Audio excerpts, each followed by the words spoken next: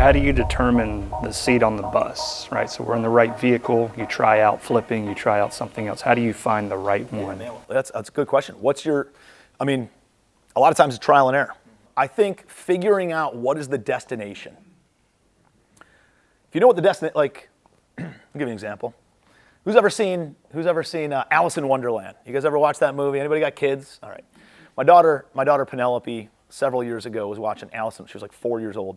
Was watching Alice in Wonderland, and Alice jumps down the hole, and she's chasing the bunny rabbit, and she's going through Wonderland, and she gets to this path on the road that diverges into two ways. And the Cheshire Cat shows up, that purple striped cat. And she looks at the cat, she's having a conversation with the cat. She's like, well, Mr. Cheshire Cat, which direction should I go? And the cat says, well, that depends on where you want to get to. And she goes, well, I'm not quite sure. He says, well, I guess it doesn't matter which road you take then, right? Do you want a transactional business that can make a lot of money? Or do you want something that builds long-term wealth? I think a lot of us need both. I think all of us need both. I think you need something to generate cash right now, feed your family.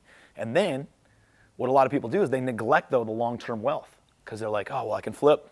I can make 50 grand, right? Instead of making $300 a month for the next 100 years, right? 50 grand's more exciting. But then they neglect this, and they're working for the rest of their life. And at the same time, something I did is I went all in on the long-term wealth. I went all in on building a portfolio, but I was always cash poor. I never had this vehicle generating cash, right? That always just gave me consistency of income.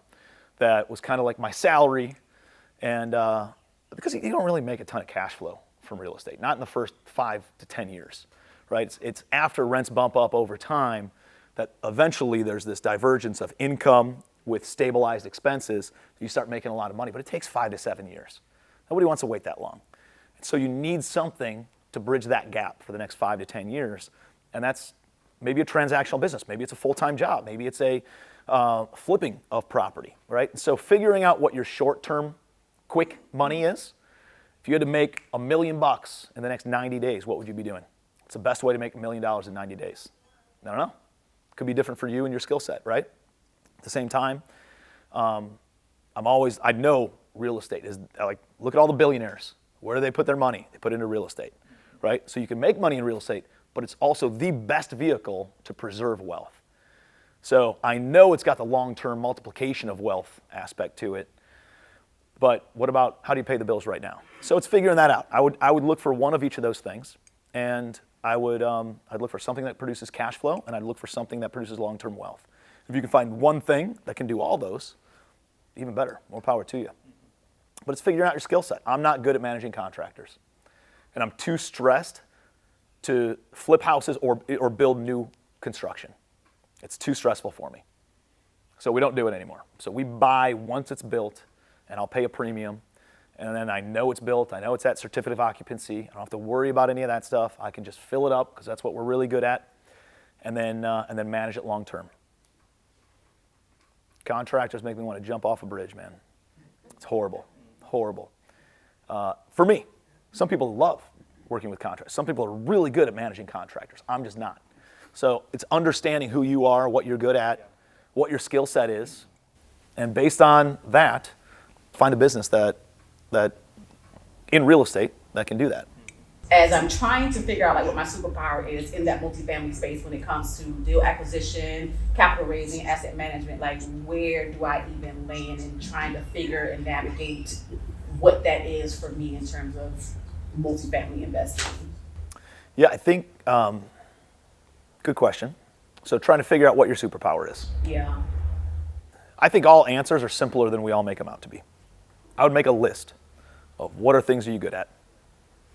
I'm really good at doing this. I'm really good at talking to these people. I'm really outgoing. I'm really great at the marketing aspect. I've created a personal brand.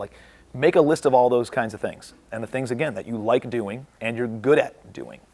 And then everything else, I would staff out.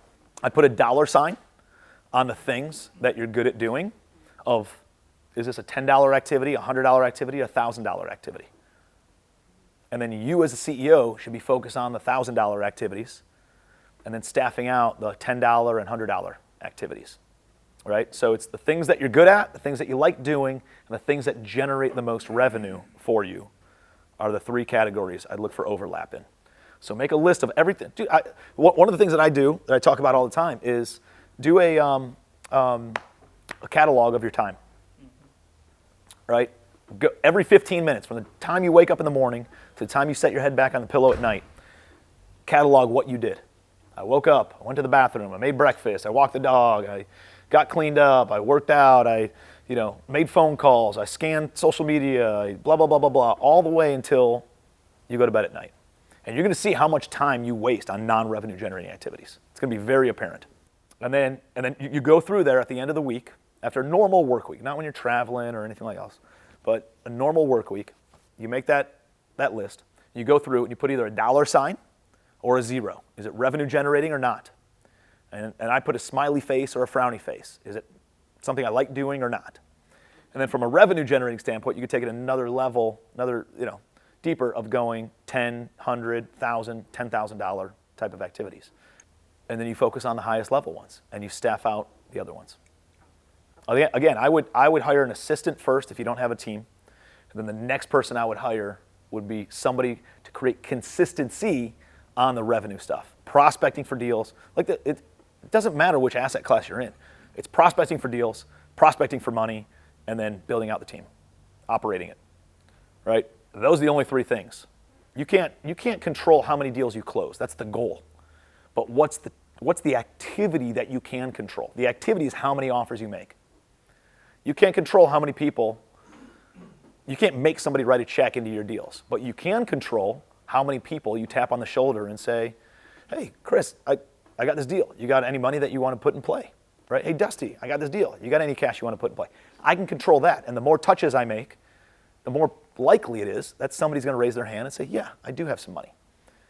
So you're controlling the things that you can control, and that's what you're measuring on a daily basis, is the activity that then leads to the goal. What is that activity? The activity is prospecting for deals, underwriting deals, making offers on deals. It's making offers is the actual activity. That's what gets conversations going. Talking to people, saying, hey, I got a multifamily deal I'm looking to take down in the next 90 days.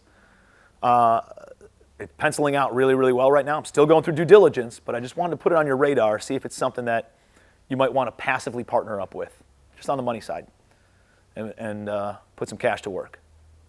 I'll pay you a fixed return plus give you some equity in the deal. But you got to be having those conversations and crafting those conversations and making people aware of that. So, yeah, that's what I've been doing.